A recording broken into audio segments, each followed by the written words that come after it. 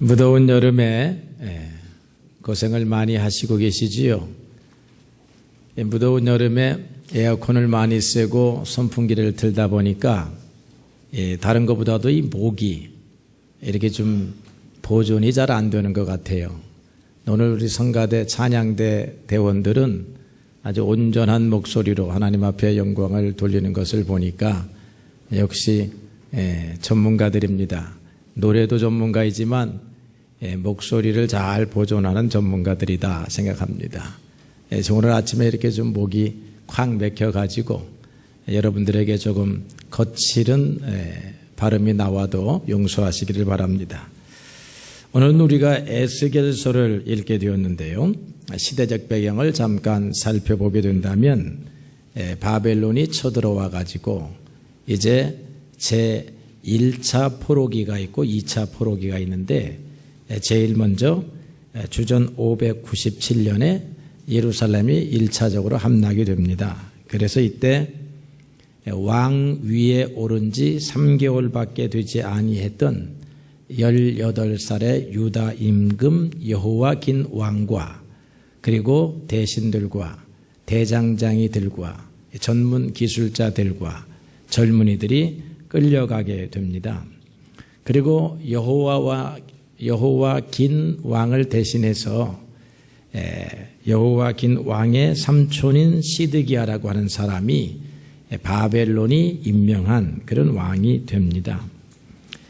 이렇게 잡혀간 사람들 가운데 에스겔이라고 하는 젊은이가 있었다라고 하는 것이지요. 에스겔이 잡혀간 지 5년 후에 하나님이 에스겔을 부르십니다. 그래서 그곳에서 예언자로 부름을 받게 되지요. 바벨론에서 예언자로 부름을 받습니다. 에스겔서는 1장부터 48장까지로 되어 있는데요. 크게 두 부분으로 나누게 됩니다. 1장부터 24장까지는 전반부인데 이때에 지금 에스겔이 바벨론의 포로로 잡혀와 있는 사람들을 향하여 하나님의 말씀을 전하는 거죠. 이 포로로 잡혀온 사람들은 이런 생각을 가지고 있었습니다. 하나님이 예루살렘 성을 영원히 보존하겠다고 약속을 하셨으므로 우리가 잠깐 당하는 이 환난과 역경 그리고 이 포로의 생활은 조만간 끝이 나게 될 것이다. 붙잡혀는 왔지만 희망을 가지고 있는 그런 상태입니다. 그러니까 에스겔이 무엇라고 예언을 하냐면 그런 생각은 꿈에도 갖지 말아라. 너희들이 하나님의 징계를 충분히 받을 때까지는 이 고욕의 시간이 절대로 끝나지 않는다. 이런 예언의 말씀을 하고 있지요.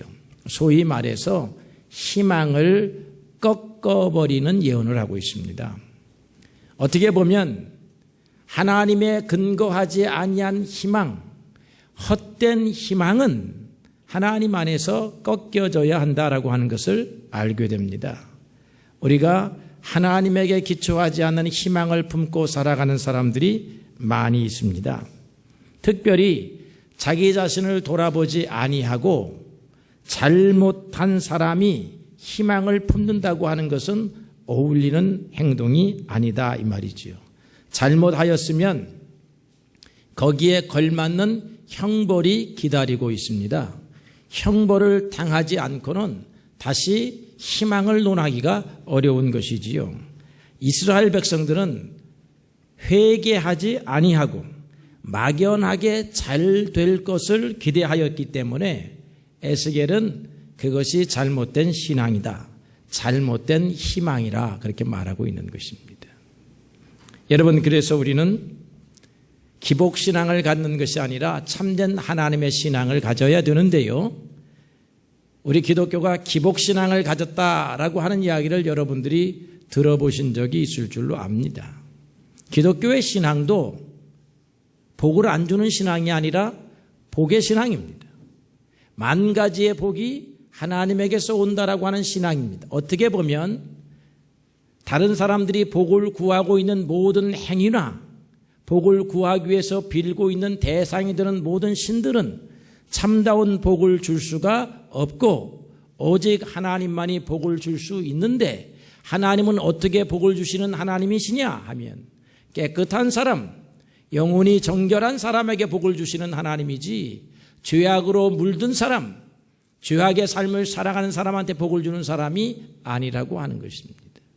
그러므로 자기를 돌아보지 아니하고 자기의 삶을 회개하지 아니하고 하나님 앞에 복을 달라고 하면 그것은 이루어지지도 아니할 뿐만 아니라 헛된 기도의 행위가 된다라고 하는 것입니다.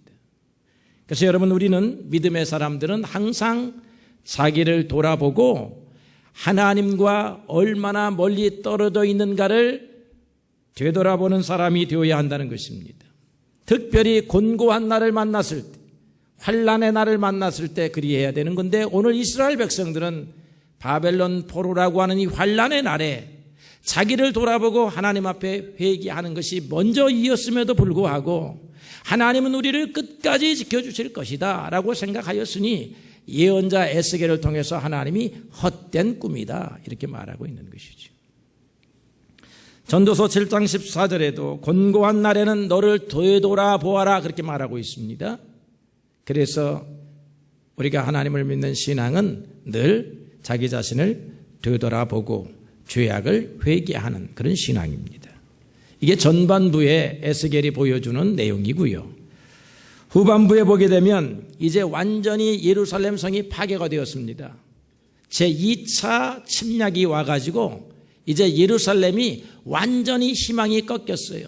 조금 남아있던 희망이 완전히 짓밟혀버리고 말았습니다. 예루살렘 성읍은 파괴되고 성전도 파괴되고 백성들은 이제 희망을 잃어버리니까 하나님께서 예언자 에스겔에게 다른 말을 전하게 해요. 이제 무슨 말이냐 하면 위로의 말씀, 희망의 말씀. 절망을 갖게 되면 또 믿음의 사람들이 절망의 끝에 가서 절망하면 안 돼요. 절망의 끝에서 하나님을 바라보라 하는 하나님의 음성을 들어야 합니다. 희망의 높은 산에서 우리를 심판하시는 하나님을 바라보아야 하고, 절망의 깊은 골짜기에서 우리를 다시 불러 세우시는 하나님을 바라보아야 하는 것이 신앙의 두 가지 차원입니다. 그래서 하나님이 새롭게 구원하신다. 하나님의 백성들에게 새로운 미래를 주신다. 하나님이 너희들에게 새로운 땅을 주실 것이다.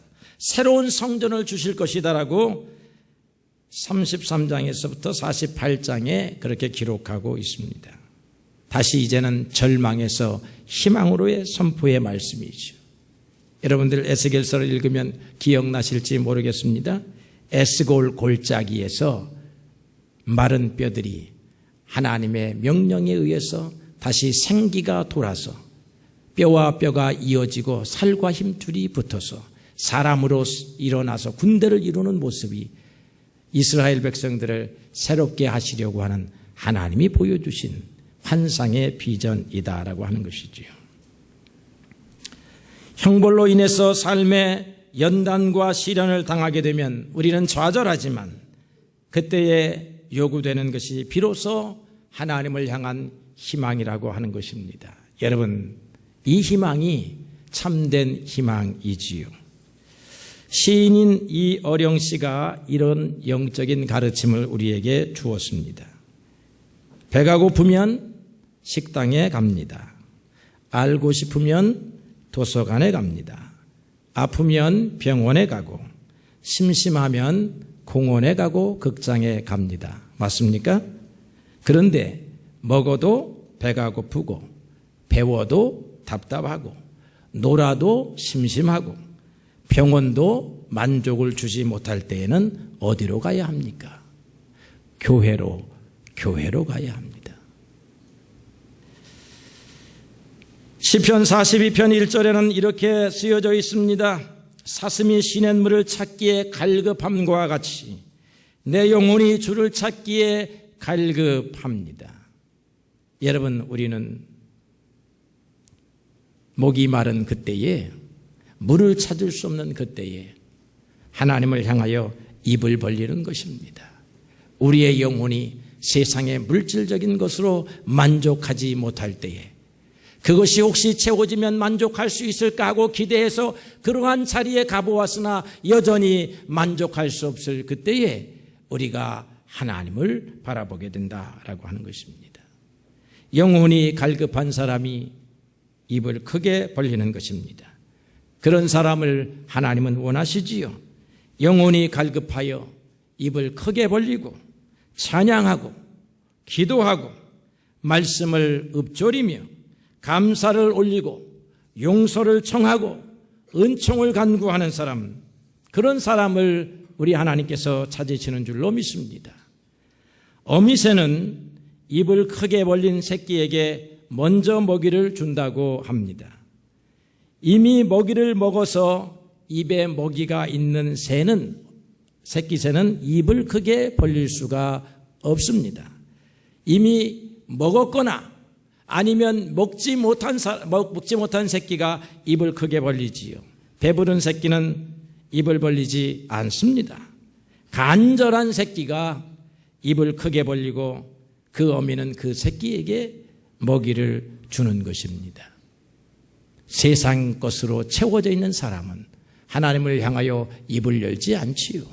세상의 것이 비난해진 사람이 하나님을 향하여 입을 크게 여는 것입니다. 내 입을 크게 열라 내가 채우리라 주님께서 말씀하시지요. 사랑하는 성도 여러분, 입을 크게 열고 마음을 크게 열고 갈급한 마음으로 이 시간 주님을 바라볼 수 있게 되기를 주님의 이름으로 축원합니다. 성경에서는 이스라엘 백성을 종종 포도나무로 비유합니다. 오늘 에스겔서 15장도 이스라엘 백성들의 패망을 포도나무, 열매 없는 포도나무, 그래서 주인이 땔감으로밖에 쓸 수 없는 포도나무에 대해서 말해주고 있습니다. 포도나무, 포도라고 하면요, 성경에서는 두 가지를 상징합니다. 하나는 구속의 상징입니다. 이스라엘 백성들이 출애굽을 통해서 구속함을 받았는데 그냥 하나님이 단숨에 건져내신 것이 아니고 그들과 계약하고 약속을 하시지요. 이 밤에 양을 잡아서 그 양의 피로 너희들이 들어가는 문 입구에 문 인방과 설주에 피를 바르거라. 그리하면 죽음의 사자가 지나갈 때에 피하여 갈 것이라고 말합니다. 이 양의 피, 6월절 어린 양의 피의 색깔이 포도주의 색깔이거든요. 그래서 이스라엘 백성들은 안식일 날 저녁에 6월절 날에 포도주를 반드시 먹습니다. 그리고는 그 포도주를 향하여 포도주를 놓고 기도합니다. 우리에게 구속의 은총을 주신 하나님께 감사합니다. 우리에게 어린 양의 보혈로 구원하신 하나님의 거룩한 약속의 피가 이 잔에 있습니다. 이렇게 말하는 거죠. 포도주는 구속을 상징하지요. 이때 이스라엘 백성들은 출애굽만 생각하지만 오늘 우리는 이 시점에서 누구를 생각합니까? 예수 그리스도의 십자가에서 흐르는 거룩한 보혈을 이 포도주에서 우리가 느끼게 되고 맛보게 되는 것을 믿습니다. 포도주는 풍성함의 상징입니다. 이스라엘 백성들이 가나안 땅을 걸어가는데 모든 것이 부족했습니다. 그런데 이제 모세가 12명의 정탐꾼을 가나안 땅으로 보내게 되는데 12명의 정탐꾼이 헤브론이라고 하는 지역에 그 헤브론을 가로지르고 있는 골짜기로 들어갑니다. 그 골짜기가 나중에는 에스골 골짜기라고 하는 이름으로 붙게 되는데요. 에스골이라고 하는 골짜기 이름을 붙게 된 이유가 있지요. 그 길을 지나가는데 큰 나무가 있습니다. 포도나무입니다. 포도나무 송이를 한 가지 꺾었습니다. 얼마나 큰지 혼자서 들을 수가 없습니다. 그래서 그 포도송이를 나무로 꿰어가지고 두 사람이 어깨에 메어가지고 돌아옵니다. 그리고 나서는 포도가 이렇게 많은, 포도가 이렇게 큰, 그래서 여기는 포도송이의 골짜기로구나 하는 이름으로 에스골 골짜기라고 이름을 붙여요. 에스골이라고 하는 말이 포도송이입니다. 그렇게 해서 돌아와가지고 사람들 앞에 이 포도를 내어놓고 말합니다. 우리가 갔던 땅은 풍요한 땅입니다. 젖과 끓이 흐르는 땅입니다. 이 포도송이를 보십시오. 이스라엘 사람들이 그런 포도송이를 보지 못했다는 것입니다. 그래서 이 포도송이는 이스라엘 백성들에게 있어서 풍성함의 상징이 되었습니다. 그래서 그들의 식탁에는 포도주가 항상 있게 돼요. 그래서 이 포도송이를 보면서 하나님 앞에 감사합니다. 우리의 삶을 평안하고 안전하고 풍요롭게 해주시는 하나님께 감사합니다. 우리를 모든 질곡과 억압과 포로된 상태에서 자유케 해주시는 하나님께 감사합니다. 그렇기 때문에 이스라엘 백성들은, 이스라엘이라고 하는 나라는 하나님에게 있어서 한 포도나무였다라고 하는 것입니다. 이 포도나무의 비유는 에스겔서, 예레미야서, 이사야서 전반적으로 이스라엘을 지칭할 때 나오는 말이 되었다라고 하는 것입니다. 그런데 이 이스라엘이라고 하는 포도나무가 주인이신 하나님의 기대와 노력에도 불구하고 언제나 악한 가지가 되었다라고 하는 것이 예레미야 선지자의 판단이었고요. 들포도를 맺었다라고 하는 것이 이사야 선지자의 판단이었습니다. 결국 하나님을 실망시켰다라고 하는 것입니다.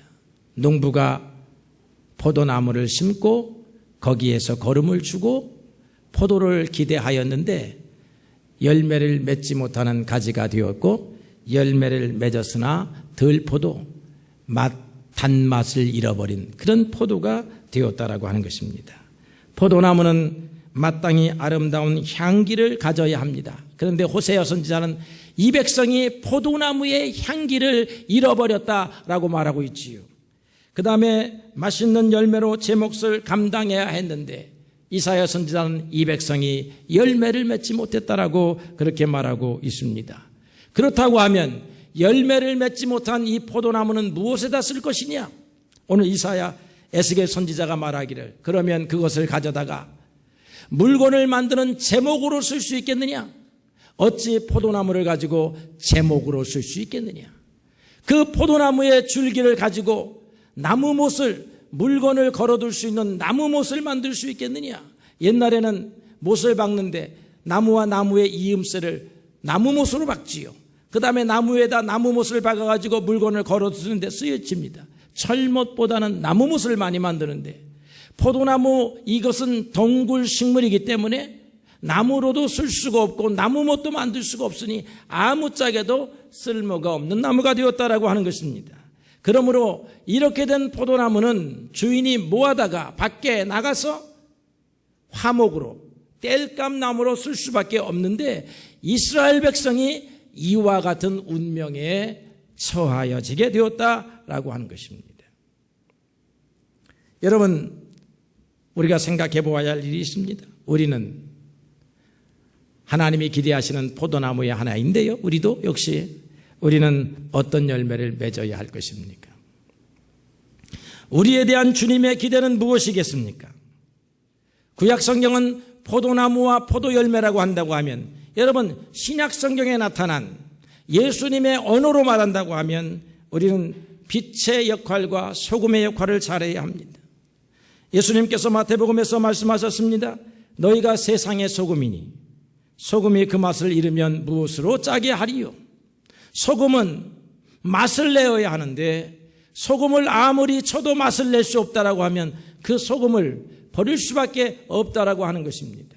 우리 성도들은 맛을 내는 소금과 같이 어느 곳에 소속되어 있든지 그 단체와 일터에서 소금의 역할을 해야 하는 것입니다. 썩어져가는 사람들은 방지해주고 맛이 없는 성도들은 만나게 해주는 그러한 삶을 살아야 하는 것이지요. 그 다음에 예수님께서 너희는 세상의 빛이라 하셨습니다. 너희의 빛을 사람 앞에 비추게 하여서 저희로 너희의 착한 행실을 보고 하늘에 계신 너희 아버지께 영광을 돌리게 하라. 우리의 몸이 반짝반짝 빛이 나야 된다, 그런 것입니다. 머리가 벗겨져서 반짝반짝 빛이라도 나야 하는 것처럼 빛이 나서 어두운 것을 밝혀줘야 하는데 이것은 물리적인 빛을 말하는 게 아니고 우리가 발전소가 아니니까 화력발전소, 수력발전소가 아니니까 물리적인 빛을 말하는 것이 아니라 우리의 착한 행실을 말하는 것입니다. 착한 행실이 다른 사람들이 보고 감동을 받아서 다른 사람들도 어떻게 됩니까? 착한 행실을 하는 사람으로 나오게 된다 이 말이에요. 사도 바울은 고린도후서에서 이런 언어를 썼습니다. 고린도후서 2장 15절로 16절에 보니까 우리는 구원을 얻는 자들에게나 망하는 자들에게나 하나님 앞에서 그리스도의 향기니 했습니다. 생명으로 쫓아 생명에 이르는 냄새라 그렇게 말했습니다. 그러니까 생명의 향기를 바라는 그런 사람들이 있죠. 여기 오늘 우리가 예쁜 꽃을 가지고 꽃꽂이를 해놓았습니다. 이게 조화가 아닙니다. 조화는 냄새가 없어요. 그러나 생화이니까 냄새가 있습니다. 향기로운 냄새가 나지요. 향기로운 냄새를 한 번씩 여러분 보지만 말고 한 번씩 맡고 돌아가시기를 바랍니다. 저는 이렇게 가장 가까이 있어서 냄새가 나네요. 향기가 나야 된다. 여러분 화장품을 바르고 린스를 바르고 샴푸를 발라서 향기가 나는 그런 향기가 말하는 것이 아니고 여러분들을 보니 아름다운 향내가 나는 인격의 향내가 나고 심령 때문에 향내가 나고 그 사람의 행실 때문에 향내가 나는 그런 사람이 되기를 바라는 거죠. 그런 열매를 주님께서 기대하시는 것이죠. 그런데 우리가 이런 좋은 냄새를 나타내주는 사람을 만나기가 쉽지가 않습니다. 왜냐하면 주님의 말씀을 하나님의 명령을 자기의 마음속에 받아가지고 그대로 실천하는 사람이 많지 않기 때문에 그런 것이지요. 또 바울은 이런 말을 썼습니다. 너희는 그리스도의 편지라 그렇게 썼어요. 사도 바울에 의하면 우리는 향기가 되어야 되고 편지가 되어야 되는데 어떤 편지입니까? 기쁜 소식을 전하는 편지입니다. 여러분 자체가 편지예요. 다른 사람이 여러분들을 보고 기쁜 소식을 만나는 사람이 되어야 합니다.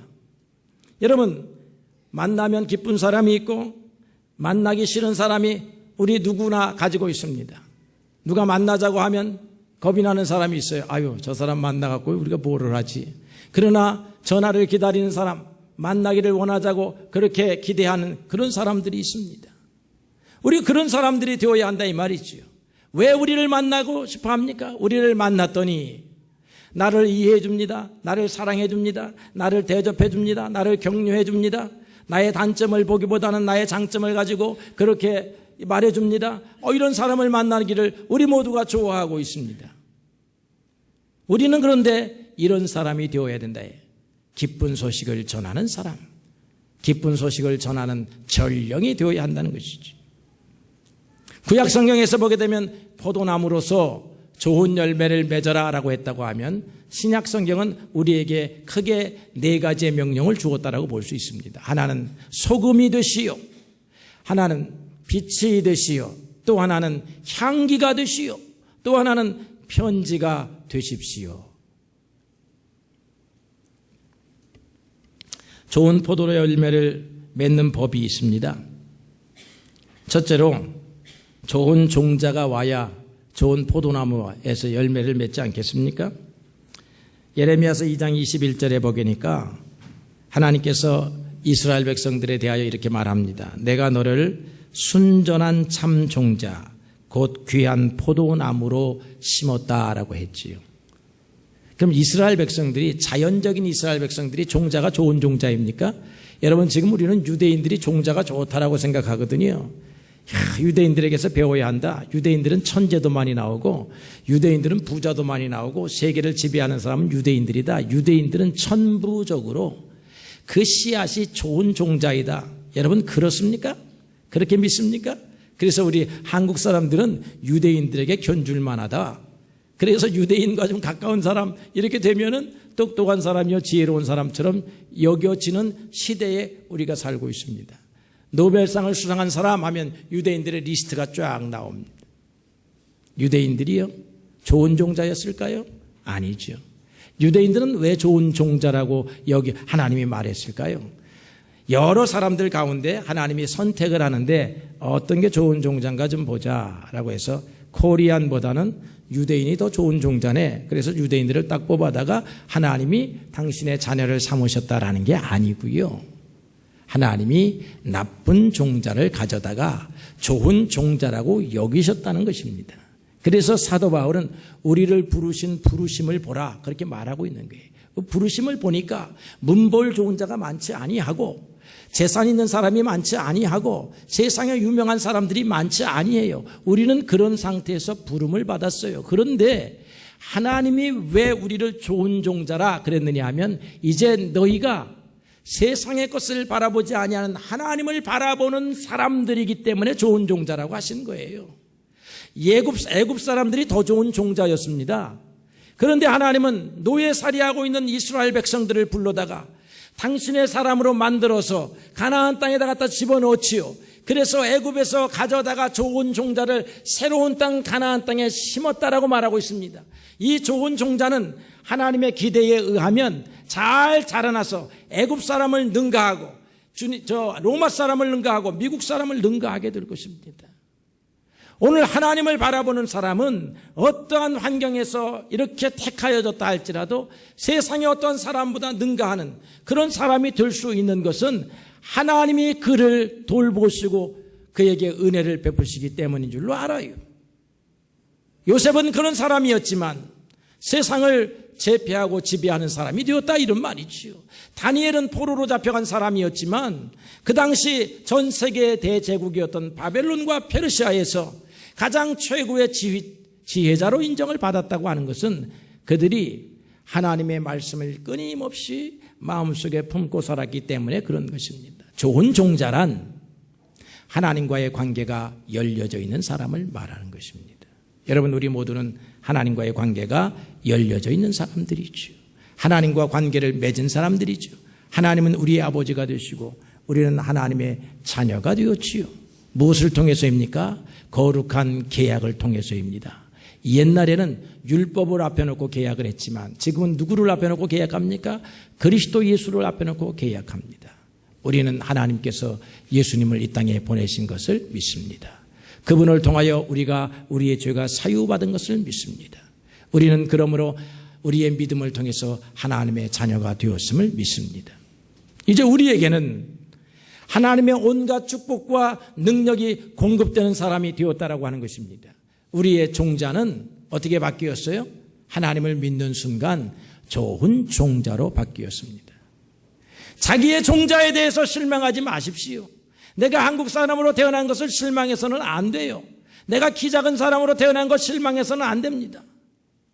내가 오늘 다른 사람보다 못한 부분이 있는 것 실망해서는 안 돼요. 왜냐하면 하나님을 믿는 순간 여러분들은 하나님 안에서 가장 완벽한 종자요 가장 완벽한 씨앗이 되었기 때문인 줄로 그렇게 믿습니다. 그래서 종자가 나빠서 열매를 맺지 못합니다 라고 하는 것은 신앙 안에서는 핑계입니다. 내가 환경이 나빠서 내 앞길이 막혔습니다 라고 하는 것은 신앙 안에서는 핑계입니다. 신앙 안에서는 능력 주시는 자 안에서 모든 것이 가능한 줄로 믿습니다. 이런 좋은 종자가 저절로 열매를 맺느냐? 그렇지 않습니다. 물가에 심기어야 합니다. 에스겔서 19장 10절에 보게 되니까 물가에 심긴 포도나무와 같아서 물이 많음으로 물이 공급됨으로 실과가 많고 가지가 무성하다 했습니다. 시편 1편 3절에도 보면 저는 시냇가에 심은 나무라 시절을 쫓아 과실을 맺으며 그 잎사귀가 마르지 아니함 같으니 행사가 다 형통하리로다. 나무는 물가에 심겨야 합니다. 그러면 어떤 사람을 물가에 심긴 나무와 비유할 수 있습니까? 여러분들이 오늘 저 해운대 해수욕장 가서 발을 물에 담그고 있으면 물가에 심겨온 나무가 됩니까? 그렇지 않아요. 물가에 심겨온 나무와 같은 사람은 누구를 말하는 것입니까? 하나님의 말씀에 믿음의 뿌리를 내린 사람이 물가에 심긴 나무와 같다라고 하는 것이지요. 시편 1편 2절에 이렇게 시냇가에 심은 나무와 같은 사람이다 하면서 이 사람은 어떤 사람이냐? 여호와의 율법을 즐거워하며 그 율법을 주야로 묵상하는 사람이라 그렇게 말하고 있습니다. 하나님의 말씀을 주야로 묵상하는 사람, 하나님의 말씀을 생명의 말씀으로 여기는 사람이 물가에 심겨진 나무와 같은 사람이에요. 이런 사람이 열매를 맺게 되는 줄로 믿습니다. 우리는 하나님의 말씀 가운데 날마다 자라고 성장할 수 있습니다. 사람이 떡으로만 사는 것이 아니요 하나님의 입에서 나오는 말씀으로 사는 것이라고 주님께서 말하셨습니다. 좋은 종자였지요. 물가에 심겨져서 하나님 말씀으로 날마다 자라나지요. 세 번째로는 땅에 돌을 제하여야 합니다. 이사야서 5장 2절에 보니까 내가 돌을 제하고 극상품의 포도를 심었다고. 밭이 좋아야 된다는 것이죠. 밭에는 돌멩이도 있습니다. 가시덩굴도 있습니다. 나쁜 뿌리들이 있습니다. 이걸 다 제하여야 돼요. 이것은 우리의 마음속에 있는 욕심, 우리의 마음속에 있는 고집, 우리의 마음속에 있는 탐욕, 이런 것들을 하나님의 말씀으로 돌을 파내듯이 패내어야 한다고 하는 것입니다.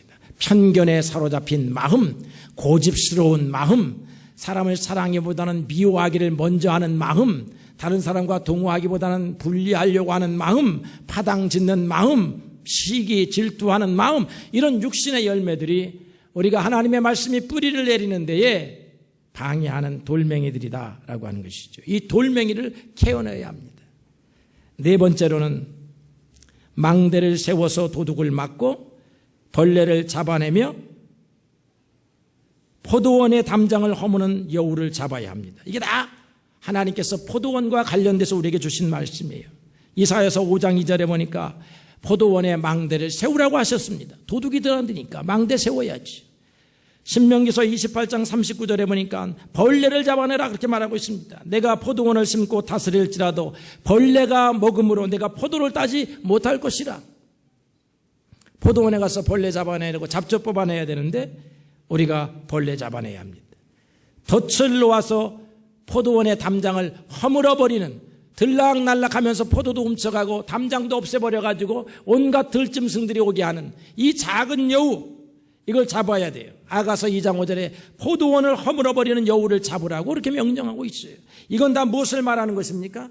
교회 안에 들어오는 거짓 가르침, 거짓 교사들, 거짓 교훈, 복음의 진리에 반하는 다른 교훈, 이런 것들을 이야기하는, 하나님을 바라보지 못하게 하고 세상을 바라보게 하는 그런 거짓된 교훈들을 잘 가려내고 여러분의 심령을 빼앗아가는 영혼의 도둑들을 잘 막아내야만 여러분들이 열매를 맺을 수 있다고 하는 것입니다. 결론적으로 말합니다.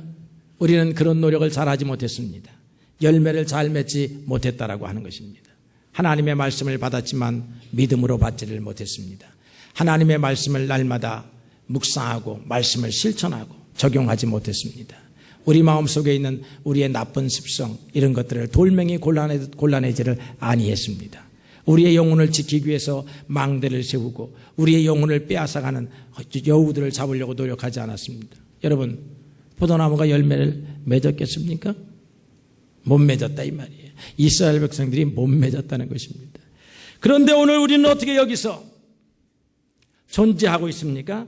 그것은 여전히 주님의 은총이 작용하고 있기 때문에 그런 것입니다. 누가복음 13장 7절에 보니까 주인이 포도원 지기에게 와서 열매를 구하였으나 열매를 얻지 못하니까 저 나무 틀렸다, 뽑아버려라, 불태워버려라 말하니까 과수원 지기가 주인이시여 한 해만 더 두고 봅시다. 내가 걸음을 주고 다시 한번 길러보겠습니다. 이게 바로 오늘 예수님이 하나님을 향하여 우리에게 중보하시는 모습이 아니겠습니까? 한 번만 더 참아봅시다. 한 번만 더 기대해 봅시다. 아직 기대를 포기하기에는 아직 늦지 않았습니다. 이런 하나님의 자비와 은총이 여전히 우리 가운데 역사하고 있으니 하나님의 은혜가 아닐 수 없습니다. 여러분, 사랑하는 성도 여러분, 열매를 맺어야 합니다. 신앙적 삶을 살아야 합니다. 신앙적 냄새가 나야 합니다. 여러분을 보고 어둠을 밝히는 사람이 나와야 되고, 여러분 때문에 썩어져가는 것이 방지되었다라고 하는 사람이 나와야 되고, 여러분 때문에 좋은 향기의 냄새를 맡았다고 하는 사람이 나와야 되지요. 여러분의 행실 때문에, 여러분의 언어 때문에, 여러분의 태도 때문에 나는 예수를 믿게 되었습니다, 예수 믿는 믿음을 갖게 되었습니다, 말하는 사람이 나와야 되지요. 그게 여러분을 향하여 주님께서 요구하시는 열매인 줄로 믿습니다. 사랑하는 성도 여러분, 지연교회 성도 여러분, 열매를 맺읍시다. 열매 맺는 성도 되십시다. 하나님의 은혜가 우리 모두와 함께하기를 축원합니다.